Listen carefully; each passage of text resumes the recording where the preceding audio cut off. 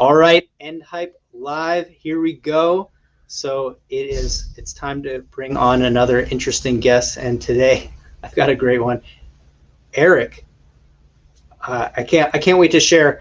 You have a diverse background, and I kind of posted your 5-second bio, but I can't wait to dive into that. But before we jump in, hey everybody, you're gonna love this conversation, and what I want you to do is I want you to hop over to iTunes, give me a 5-star review, give me a review, or if you're like Spotify, you're not in the Apple ecosystem or you hate Apple, just share this out. Share it on your Facebook page, share it on your LinkedIn. We're gonna have an amazing conversation, and you're gonna want to have your friends in on this. So appreciate all of you. But Erik, thanks for joining me, man.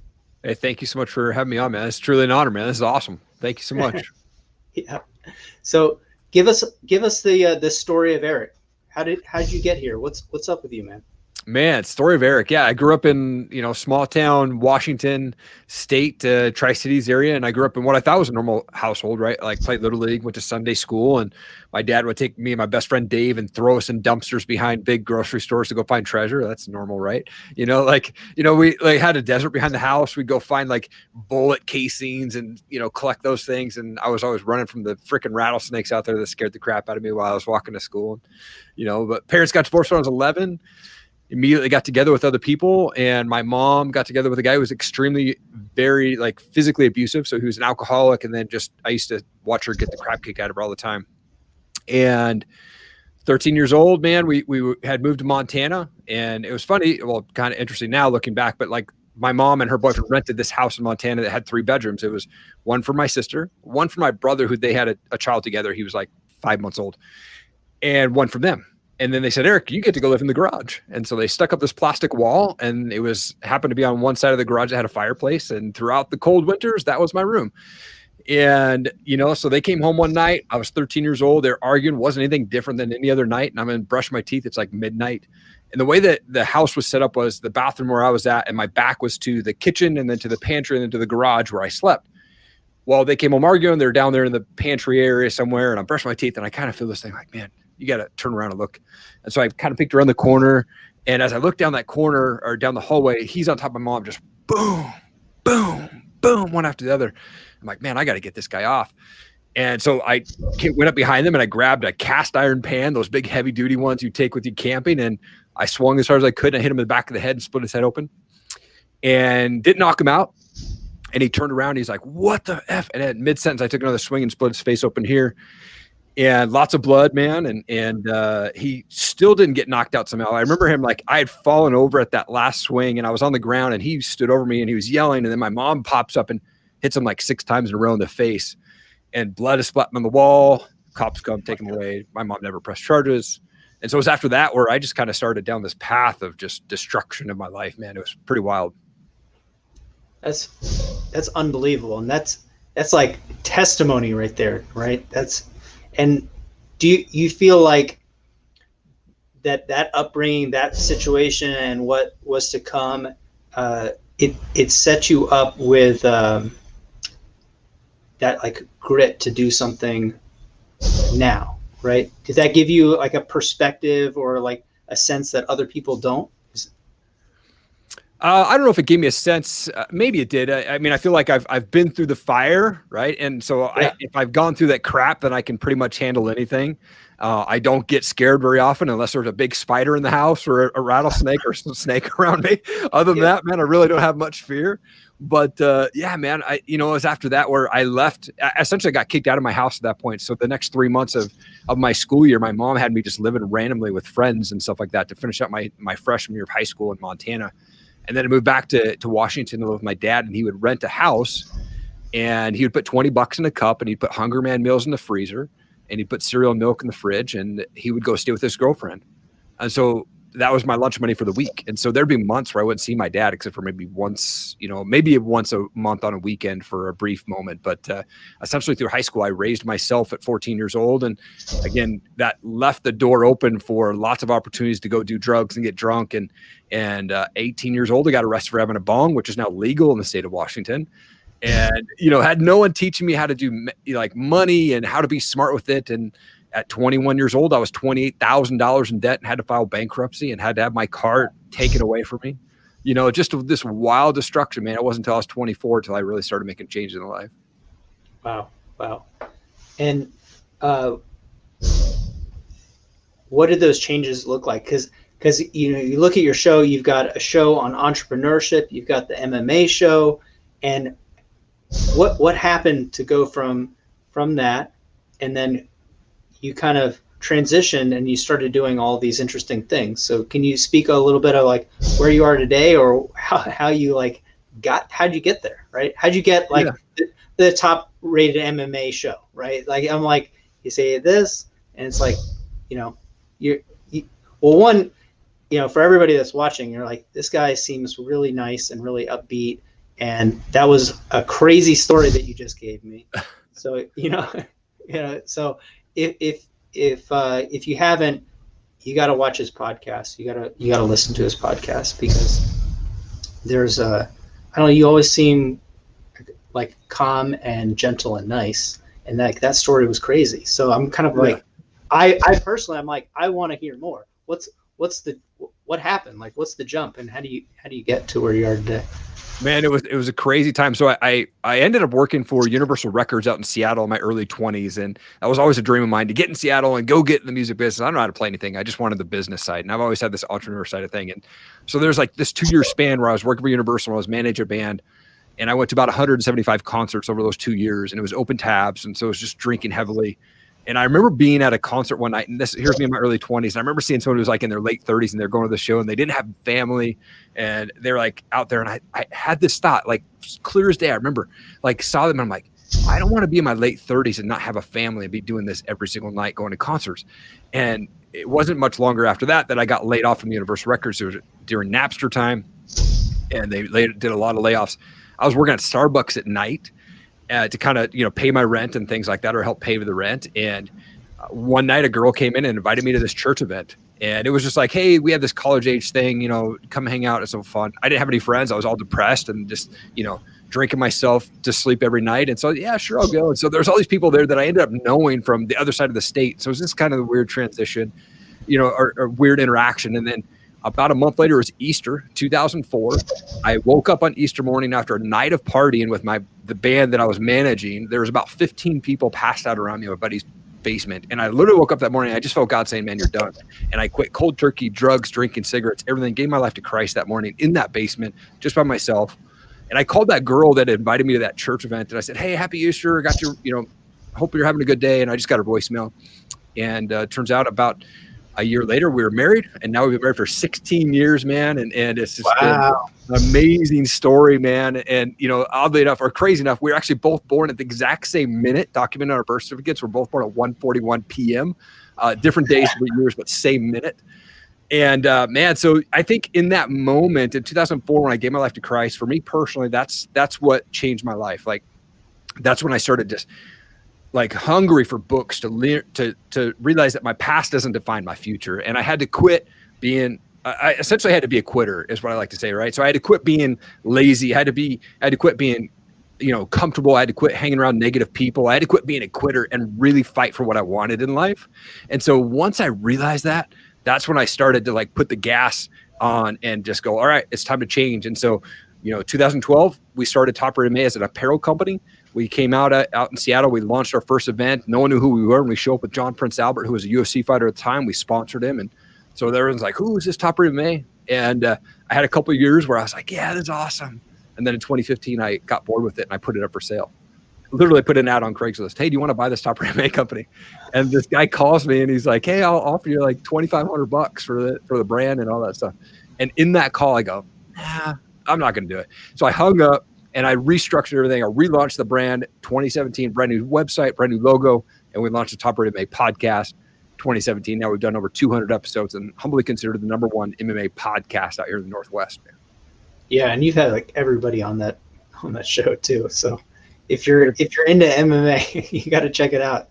Like, I was like, oh yes, Ken Shamrock. Oh, you have this, you have this, you have this guy, you have this guy. It's like, I think you just need Joe Rogan, and then you've got right. Like a whole cast cast of characters. Right, yeah, so I really focus on those up and coming like amateur fighters and pro fighters globally. Yeah. And so, that's continuing. That comes out every single Saturday on all formats, video and audio. November 2018 or somewhere around in November-ish, or sometime in November, I came across a guy named Ed Milet online and just started binge watching all this stuff, man. I was super I was like, dude, Ed Milet, this guy's awesome. And I went and read his book and I, like 5 times, because it's like a 90-page book, but it's like totally life-changing. And then sometime in 2018, I forget when it was, but he did this max out challenge where he offered up to 1 million followers on Instagram. He said, send me a 1-minute video of what you're passionate about, what your business is about, and why you want to do that. So I submitted a 1-minute video, and about 2 months later, I got announced. I was Ed Milet's Max Out Challenge winner, man. That's ridiculous. And I mean, Ed is a champion, right? When I think of, and I kind of have this interesting avatar of like the heartfelt, heart-led kind of business bro, persona, and he's like he's the king of that thing. You look at him, he looks a certain way, and then you hear him speak, and you're like, this guy is really in touch with a totally different energy than almost anyone else that you'll meet. So thoughtful and insightful and interested. Yeah. I mean, shout out to his podcast. If there's a way, if I needed a textbook example of to be interesting, be interested, that guy is the most interested person in everyone that comes on his show. It's just phenomenal how he lasers in there. But 100% agree. And I won a 20-minute phone call. We ended up going for 30 minutes, just meet him on Zoom. Life-changing, man. Like you said, he's very interested in people that he's talking to. It didn't brag, didn't, talk to them. Of course, he was sitting on his Malibu beach front house, right? But it was so awesome. Like his wife is in the background, like talking to me, and like just down to earth, man. And plus he has a house out here in Coeur d'Alene where I live, but or at least he did. I think he's going to rebuild something, but man, it's just really, really down to earth guy. It's phenomenal. And that business, that was the business of the show and helping up and coming fighters, or what was that business that caught his attention?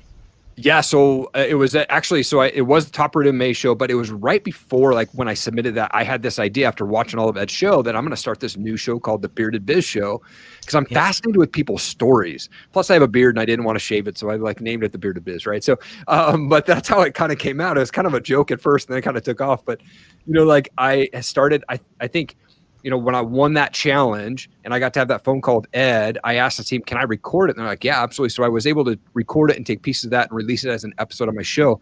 I think he was like episode 12 of Bearded Biz Show. And so prior to that, though, I had like Sean Whalen, I had Vincent Rocco from, I forget that biker movie or TV show. I forget what it's called. But so he's been on there. And so, yeah, Ed was one of my earlier guests that I had on my show in 2019, man. And then it just kind of opened the doors whenever I reached out to other people, of course. That's phenomenal. He's like impossible to get on a podcast. So that's just, that's amazing. So yeah, I love that. And telling people stories it's interesting, right? Because it's interesting for a number of reasons, because we have these perceived obstacles, we have these barriers. Like somebody's listening, they say, I don't have the education, or this happened to me, or I want to do this thing, but and when we listen to other people's stories, it allows us to kind of get outside of ourselves and imagine what it would be like, to overcome that obstacle, what it would be like to become, a version of ourselves, or the best version of ourselves in a situation. So I love listening to people's stories, because you think like, it's like that 5-minute mile thing, right? Once one person did it, then everybody decided as a collective conscious that it's doable. And then a bunch of people do it. So you think, I can't do that. And I couldn't charge that. I couldn't dress like that. I couldn't, talk to that person. And then you hear the story, and people's stories are, I think that's universal of overcoming struggle and then having success, is that there's always an odd thing. You think like, wow, if those coincidences could come together, those pieces could come together, something is going to come together for me. At least that's, So I don't know. I really like that. And just like in the spirit of that, I wanted you to come on and just share your story and what you're doing, because well, one, I'm kind of fascinated with the whole, like, you've got two things going on, and how they interplay. But I just like telling the story. So I think that's super interesting. It doesn't have to be more complicated than that. Right. Yeah, I agree. Yeah. I mean, Beer to Biz, it comes out every single Friday. And then Top Rated MMA comes out every single Saturday, man. And that's my passion is, like I said, fascinated with people's stories. And so I love doing the podcasting thing. And I still work a full-time job, but my passion is podcasting. So I just make it work, man. And my whole thing is my desire to be successful is bigger than my desire to sleep. So I wake up at 4 a.m. 6 days a week, man, and work on my shows. And then around 8 o'clock, I flip over my work computer and do that till about 5. And then it's back to work, man, or, go to sleep for a bit and then get up and do it again. I noticed that because I was online and you were online. I was like, he's not even close to my time zone. I get up early and you were already online. So it's like, okay, somebody's putting in those extra hours, right? For sure, dude. It's those hours where nobody else is awake. That's where you can like slip in that little extra thing. So I really like that. I was reading some of your information, and it said something about with those early fighters, like kind of coaching and nurturing them, right? Or helping them kind of on the come up. Can you speak to that a little bit? I think that's so important because I don't know, like anything else, that fame could hit, and they, you want them to. Yeah. I think with fighters, especially amateur fighters, they don't know how to market themselves properly. In fact, I have an episode of that coming out here this weekend of my first solo show of Top Rated MMA of how to market yourself as a fighter. Comes out on Saturday. Really excited about that. But, I think there's all these like fighters, they just don't know how to market themselves as they're up and coming. They as amateurs, you're not really getting paid. You're just building up your record. So they're literally getting into a cage and getting into a fight and not getting paid. It's just building this record up, right? And I've been blessed enough to sit down cage side with an awesome gym out here called Warrior Camp. And they run this thing called Proving Grounds, and they let me sit cage side and I do the live results for them. And so I see these guys get in this cage. They're not, getting paid, like I said, but they're building up this record. And so my whole idea around Top Rated MMA was I wanted to ask these guys, why do they want to get in the cage and get punched in the face? Like, what drives them to that? And I've heard everything from, man, I grew up doing karate and wrestling and it transitioned to MMA to I have a federal offense and I can't get a real job, but I can get paid to get punched punch somebody in the face. So, it's so important for amateur fighters to get their name out. One, so they can get sponsors, but two, they should be on podcasts. Right. And I did kind of maybe this controversial blog post last year that said, hey, MMA fighters do not need to be on your podcast. And they really don't, but they should. Right. And so the thing is, like, I get their training. They're probably working a full-time job. My show is all focused about highlighting fighters and helping them get known and noticed online. So, like, if they come on my show, most people are going to see that, or, that are in the MMA community. They, humbly, they know what Top Rated MMA is. They know who we are. And so when we put it out, we put it out to all formats, from Facebook to Rumble to YouTube to IGTV to all audio formats and everything. And we really pump out our shows. And I've been consistent with it. I've done a show every single weekend, 2 shows a week since January of 2019. So, like, we're coming up on, 2 years where we've been able to do that. And staying consistent is what it's all about, man. And so for me, getting those fighters, showing them like, hey, man, get on these podcasts, get your name out there. Promotions are going to want you to come fight for their card if they know that you're being active on social media, and you're going to pick up sponsors if you come out, not just come on my show, but like get your name out there and show sponsors that you're able to promote them. Right. Oh, that's amazing. Yeah. I like a little piece. You said something like, why do they get punched in the face? And it's because they, their background, or they're unemployable, or they are a felon. And it just, my mind, and this is just for me, I instantly made that leap to entrepreneurship. It was like, why do people want to go out there and get, like, metaphorically punched in the face over and over again? Totally. Yeah. And there's something like a little broken, but maybe in a positive way, about a lot of entrepreneurs. And to be fair, like, I know a lot of successful felon entrepreneurs, right? Because totally. But the majority of them are unemployable either way. And it's like kind of a premise of the people that I hang around with or contract with or whatever is, I call my little group of people brilliant misfits, right? Yeah. And I have this thesis that all the best people in the world are unemployable, right? Because they're already doing their own thing. They don't want to be an employee. Like you can contract with them, right? You can be friends with them, but they have agency. They've decided to have agency in their life. And that looks a whole lot like getting punched in the face. So Totally. Yeah. yeah, Oh, absolutely, man. yeah. So good, dude. Yeah. So I like that there's like two disparate things. And then it's really like the same, I think the same like mental driver to have to achieve in a zone that other people are like, well, I don't want to do this. Like, this is a pain in the ass. This is like I'm literally bleeding, or I'm so tired, or this and this and this. And I can see that. I was in martial arts for a really long time, certainly not at anywhere close to that level. But it takes a different kind of person to even get to like the level that I got to, because most people just do it for a couple of years and they're like, sure, yeah, that's cool, I know karate. And it's like, no, like, do people punch you in the face? And they're like, no, not in what I did. I'm like, you don't know karate. Okay. Like, right. Yeah. So it's like I know entrepreneurship, and it's like, what do you do? I'm like, drop shipping, and I have a t-shirt company. I'm like, have you lost a bunch of money? And they're like, not really. And I'm like, do you make money? And they're like, not really. I'm like, yeah, okay.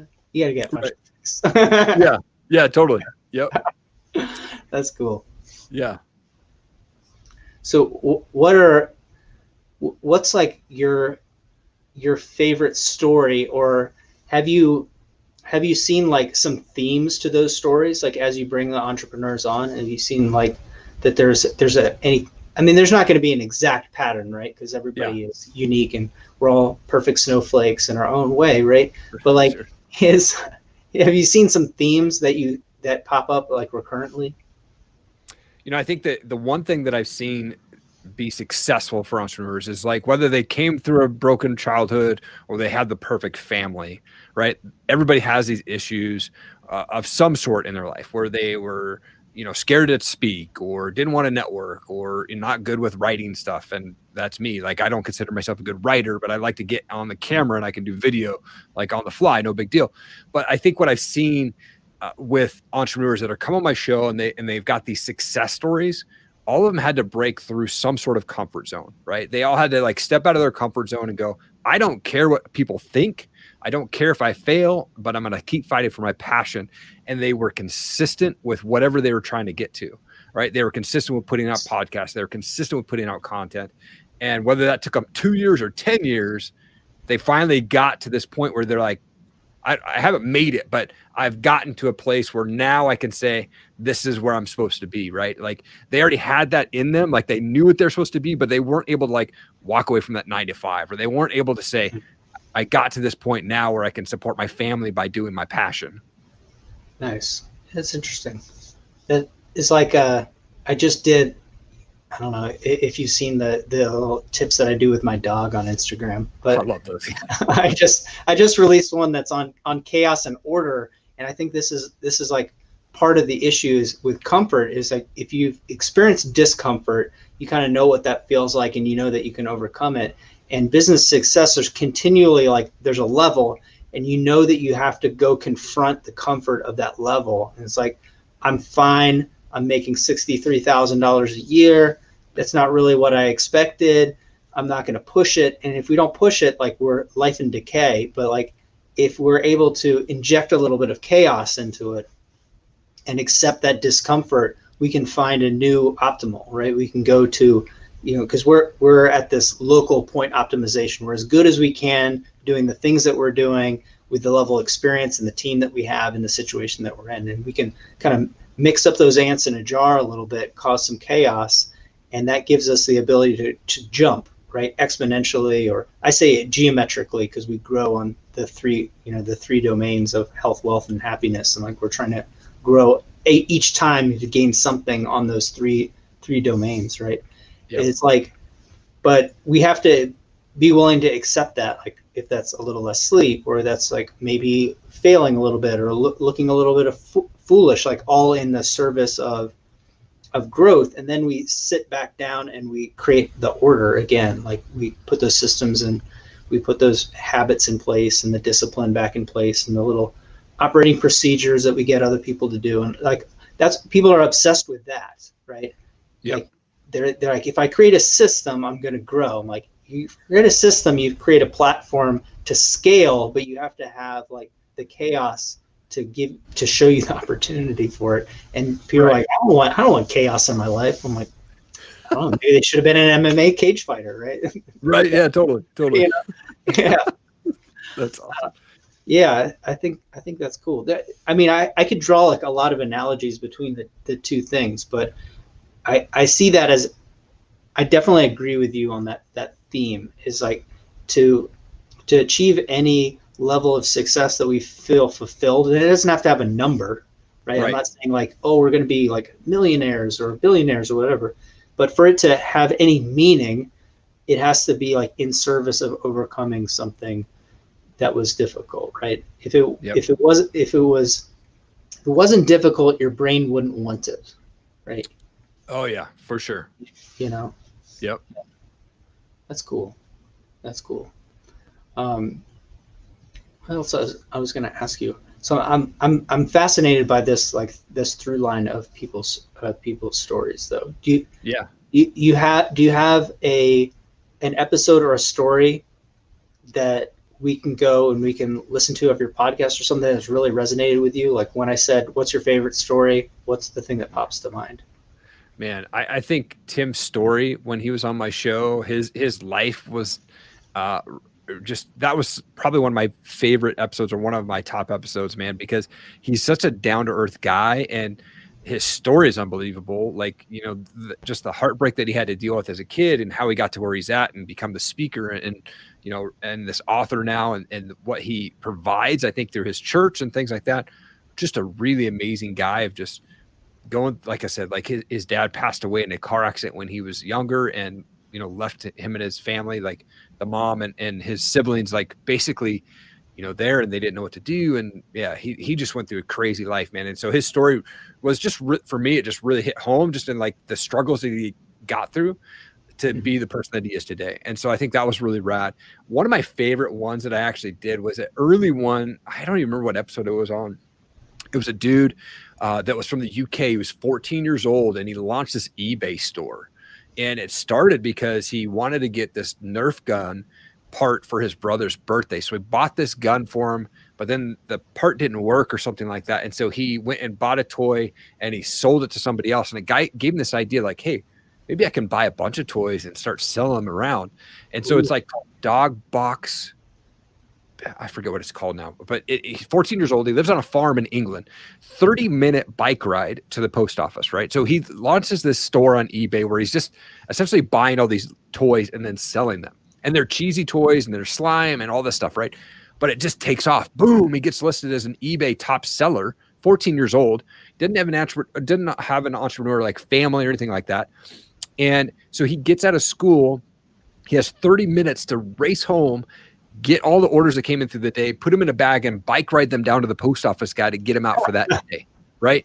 I mean, and the dude, like the day that I had him on my show, he got his first pallet of toys delivered to his farm. They literally live on a farm. Like he's like surrounded by eggs and chickens and stuff like that. But here's this dude out in this little tiny garage, and he's blowing up at 14 years old, and he's already got all of things down. And I said, how do you know which ones to buy? He's like, oh man, I track it on Excel sheets of like which ones are moving and which ones are not. And I'm like, I mean, that kid at 14 years old, wow, amazing genius kid, man. Wow.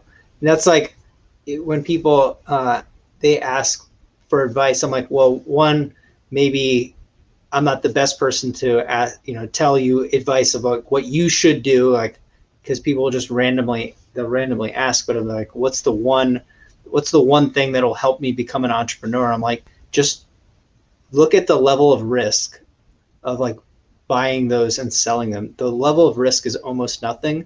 The level of effort is super high. So like when you're young, you can just try things almost universally I meet people and they're like, yeah, I've done this, or I tried this, and I tried this. Like, I've tried like 8 versions of Make Money Online, right? Going back 20 years. Sure.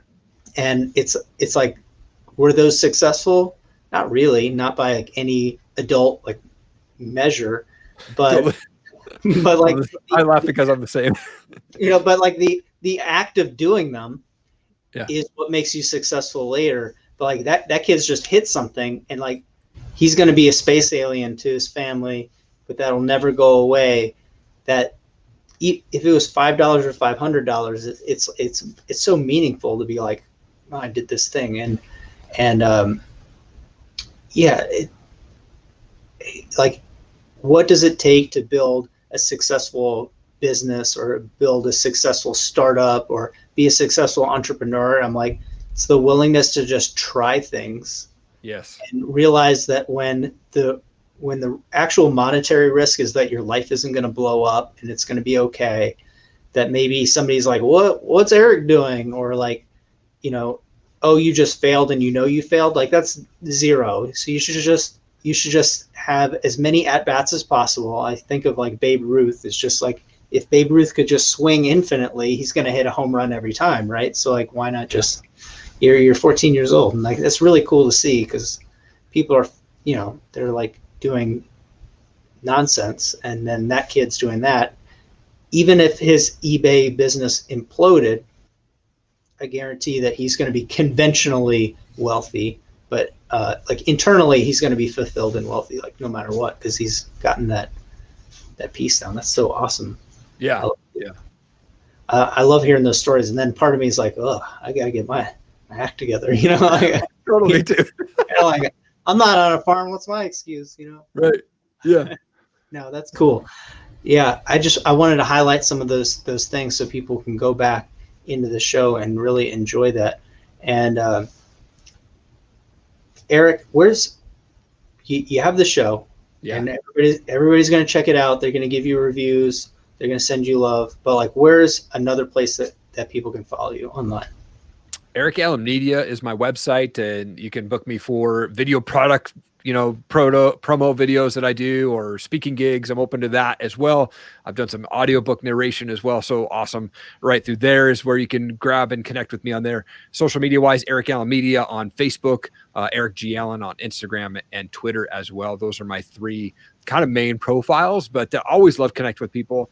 I think it's always interesting when people like have followers and then they don't make comments. Like if someone commented on a post, like they don't comment back. I'm like, for me, like, I respond to everything. So if you comment on a post or if you send me some love, man, I'm going to respond back. So just appreciate every supporter out there.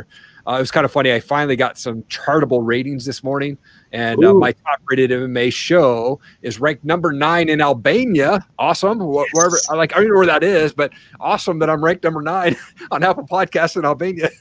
I love it. I love it. That's a true MMA country. Everybody knows Totally. that. Very competitive market. Right. Yeah. I had to laugh at that one. I was like, oh, that's awesome. Well, I'll take it, man. Yeah. I got something weird, like rated in Poland the other day. And I was like, I don't understand how, but I'll take it. I'll take my mini trophy. Right. Yeah. I was excited, man, because I'd never seen really Apple rankings. I've tried to look for myself on there, and that was my first report that I've gotten from Chartable. And Bearded Biz apparently ranked 133 in the USA earlier this month, man, in Apple Podcast rankings. So I'll take it, man. And yeah, we'll just keep pushing that harder and harder, man, and move up the line. Yeah, that's fantastic. Well, Erik, I really appreciate your time on End Hype Live, and I do this call to action for everybody. So if you have a question that you need answered, and that answer will take you to the next level, DM me, message me, email me, get in contact with me. Hell, email Erik if you have to get in contact with me, because I'm going to bring somebody on the show that's going to answer that question, right? That's what this show is all about, is me delivering real advice from real people and having real conversations to help us all grow. And that's my little call to action for you. If you can, hit the thumbs up button, like, subscribe, share, all those things. But more importantly, email me with your question, and I'll reach out to my network and I'll have another badass like Erik on here. But I appreciate all of you. Transform your product ideas into a business reality. My name is Callie Keene. This is End Hype. Thanks, man.